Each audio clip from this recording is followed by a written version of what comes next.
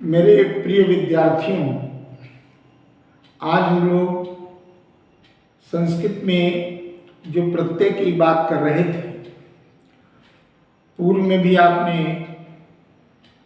इस पर देखा, इस पर चर्चा हुई। आज हम लोग जो कृत प्रत्यय, जैसे कि हमने बताया था कि पूर्व कृत प्रत्यय में ता, तवत, क्षत्रि, शानच, वैसे ही कार्य को सूचित करने वाला वाला वाली के अर्थ में णुल और त्रिच प्रत्यय का प्रयोग होता है। तो णुल और त्रिच प्रत्यय का प्रयोग देखें आज। णुल व त्रिच प्रत्यय का प्रयोग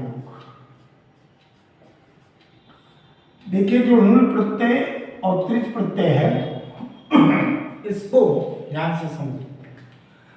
ये दोनों प्रत्यय कर्त, जो कर्तवाचक होते हैं, ये कर्तवाचक प्रत्यय है, यानी कार्य का करने वाला, ये कर्तवाचक प्रत्यय कहलाते हैं। जैसे किसी भी ऋण का मतलब, पहले ऋण पर समझ लीजिए कि ये प्रत्यय कार्य करने वाले के लिए आते हैं, कार्य करने वाले के लिए प्रयुक्त होंगे। पहली चीज तो ये देख लीजिए आप। नंबर एक इसके लिए प्रयुक्त होंगे, जो कार्य कर रहा है उसके लिए प्रयुक्त होंगे, कार्य करने वाले के लिए प्रयुक्त होंगे। इन प्रत्ययों का प्रयोग कार्य करने वाले के लिए। अब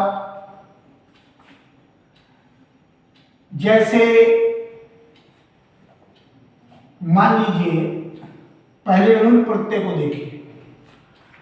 ऋण जहां जहां आएगा, किसी भी धातु के बाद, किसी भी धातु के बाद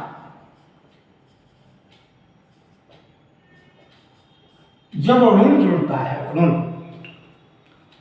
धातु के बाद ऋण में, ऋण प्रत्यय में का जो है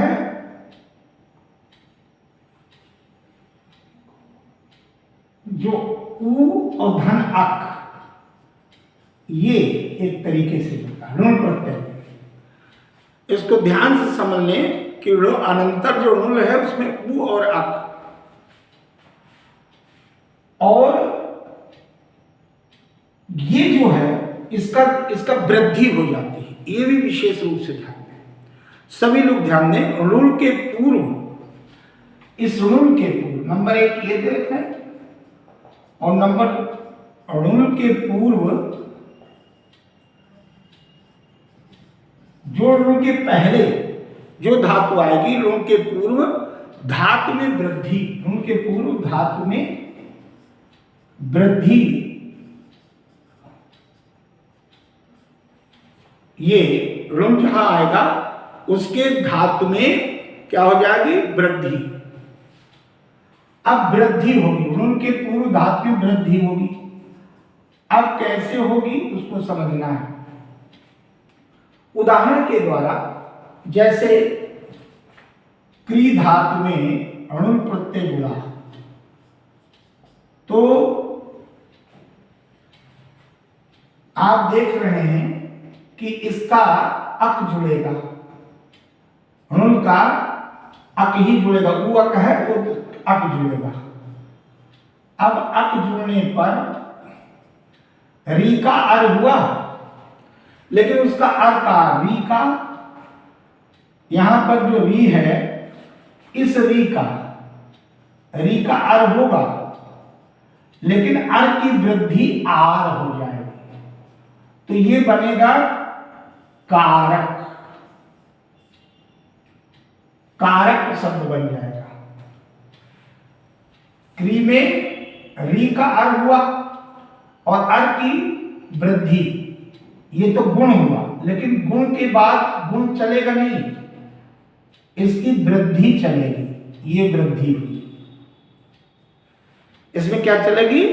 वृद्धि। जहां जहां ऋण प्रत्यय आएगा, अब जैसे मान लीजिए इसका अर्थ वाला वाली में कार्य करने वाले के लिए प्रयुक्त हुआ नहीं हुआ। कारक माने जो करने वाला, कारक जैसे आप जानते करने वाला, ये भाव प्रकट हुआ, इसका हिंदी में अर्थ हुआ करने वाला।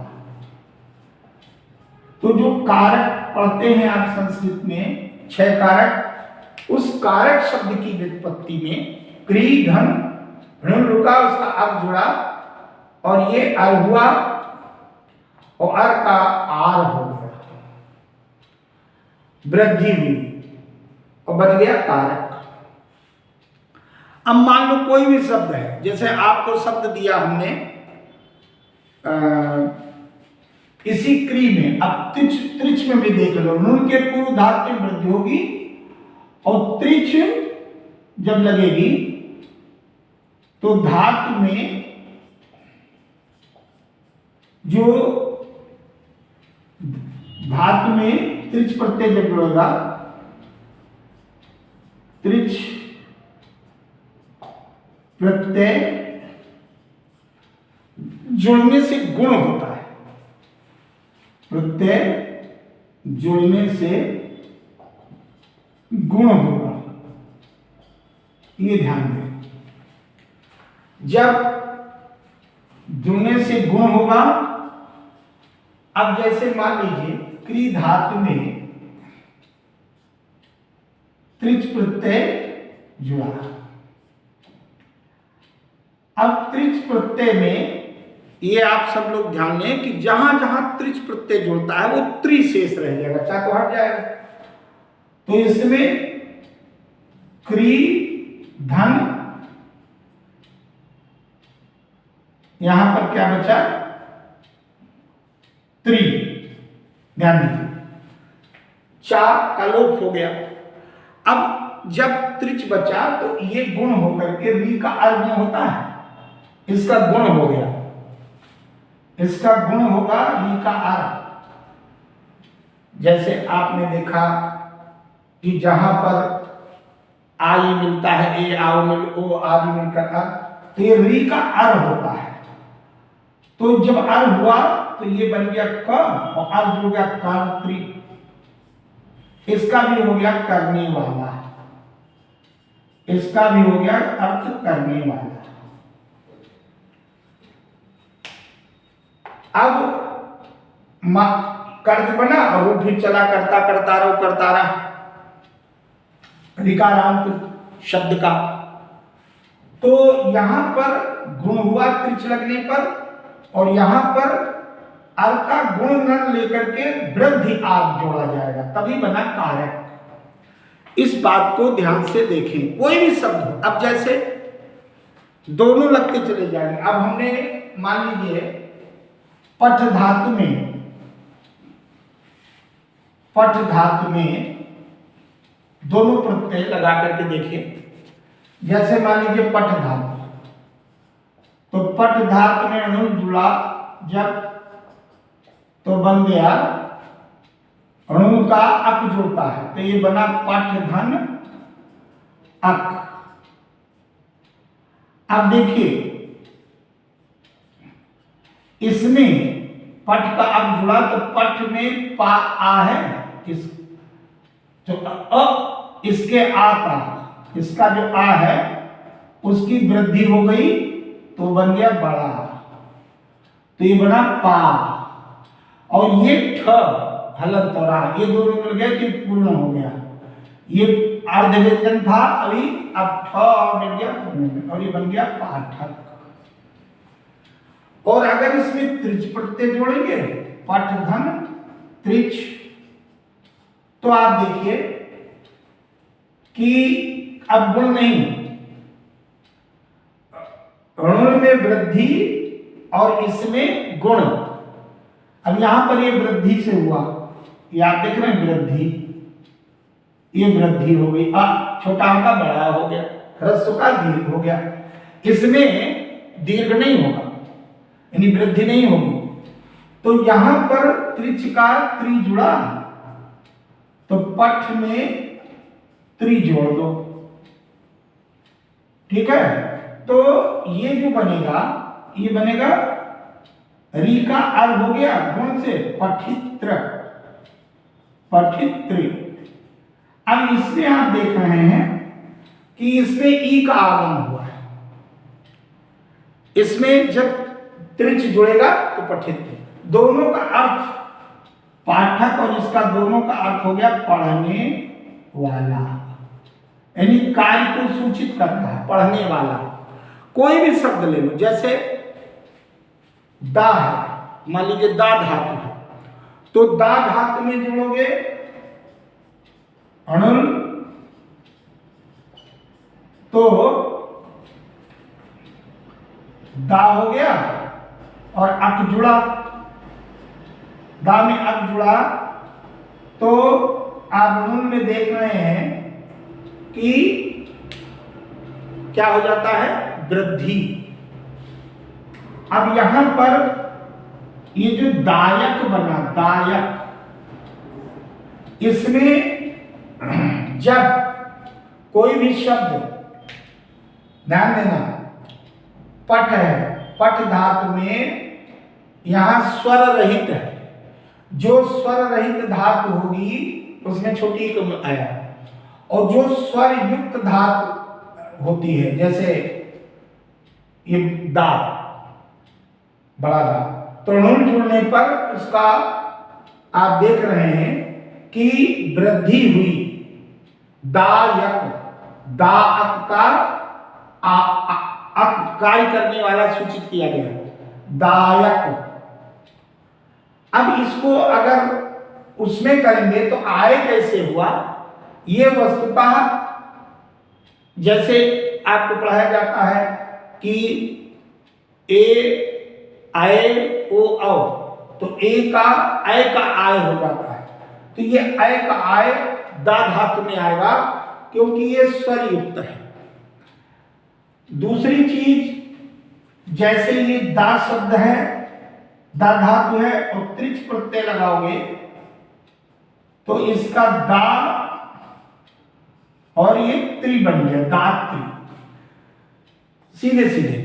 तब आप देख रहे हैं आय नहीं हुआ। अब आप कहेंगे कि ऋण प्रत्यय जोड़ने पे वृद्धि हो जाती है, तो ये तो ऑलरेडी वृद्धि है, बड़ा जो दीर्घ है वो वृद्धि के रूप में, छोटा तो है नहीं, तो बस या का आगम हो गया। क्यों? जब अगर आप इसको जानते हो क्या करोगे, जैसे बड़ा और ऊ मिलता है तो आए वहां पर, ये अभी जो हमने आपको दिखाया था इसमें अगर ऐसे समझ लो तो वो हो जाता दा धन ऊ धन अक, ये बन जाता है।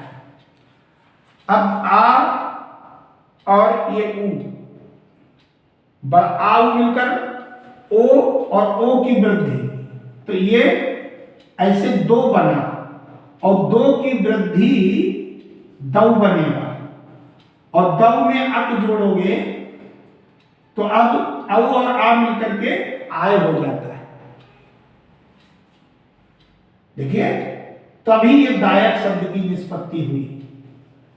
अब इतना विस्तार से इसको समझना है, लेकिन अब आप लोग अपने स्तर से सीधे सीधे दा में ऋण जोड़ा तो अक जुड़ा दायक, क्री में अक जुड़ा तो कारक, दा में त्रिच जुड़ा तो दात्री, अणु जुड़ा तो दायक। कोई भी शब्द ले लो, जैसे मान लीजिए पच है, तो पच से वृद्धि हुई पाचक, और जब वो बनाओगे ये प्रत्यय लगाओगे त्रिच तो पत्री, जैसे पच में अणु जुड़ेगा। तो अब उतना विस्तार समझना वो थोड़ा सा और कसरत करनी पड़ेगी मानसिक, कि ऊ भी जुड़ा फिर अक जुड़ा, लेकिन अगर आपने सीधे अक भी जोड़ दिया तो पच से ये बन गया अक जुड़ा तो पाचक, और अगर त्रिच प्रत्यय जुड़ा पक्ष में तो सीधे सीधे पक्ष में त्रिच प्रत्यय जोड़ करके और चा का का हो जाता है। तो ये चा का का हो गया, ये कई बार आप देख चुके हैं, पक्त्री बन गया, ये रूप बना पक्त्री। तो इस प्रकार से ऐसा रूप बन सकता है, ये ध्यान दें आप लोग। इस प्रकार से ये रूप बन गया पक्त्री। तो ऋण और त्रिच प्रत्यय दोनों कार्य को सूचित करने वाला अर्थात कार्य के करने वाले का ही बोध कराते हैं, इसीलिए इनको कर्तृवाचक कृत प्रत्यय कहते हैं। ये सब पूर्वकृत प्रत्यय है। पूर्वकृत प्रत्यय के बाद अब केवल एक बचता है कृत प्रत्यय में।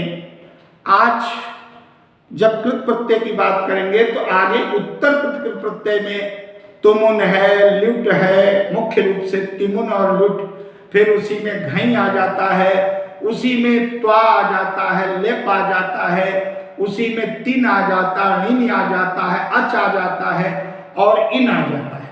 ये सब प्रत्यय आ जाते हैं। तो तुमुन और ल्युट और त्वा और लेप, इनका प्रयोग अगले वीडियो में हम साझा करेंगे। इसका अभ्यास काफी करें और ये परीक्षा में धातु में प्रत्यय जोड़कर प्रत्ययांत पद की निर्माण के लिए, पद के को बनाने के लिए किया जाता है और प्रश्न काफी पूछे जाते हैं। इसलिए बहुत उपयोगी है कि धातु में कैसे ऋण प्रत्यय जोड़े और कैसे त्रिच प्रत्यय जोड़े, और ये प्रत्यय कार्य करने वाले के लिए ही प्रयुक्त होते हैं। तो दोनों साथ में। अब इसके बाद तुमुन और जो ल्युट प्रत्यय है, तुमुन प्रत्यय जो उत्तर कृत प्रत्यय में आते हैं, क्योंकि कृत्य प्रत्यय के अंत जो कृत प्रत्यय हैं उनमें जो कृत्य प्रत्यय, फिर पूर्व कृत प्रत्यय, फिर उत्तर कृत प्रत्यय, उत्तर कृत में के लिए के अर्थ में तुमुन और जो ल्युट का प्रयोग हम लोग करेंगे एक साथ, और करके त्वा और लेप, इसका हम कल वीडियो आपको देंगे और इसका अभ्यास करें। कई शब्दों का निर्माण धातु के साथ प्रत्यय जोड़कर करें, अभ्यास करें। धन्यवाद।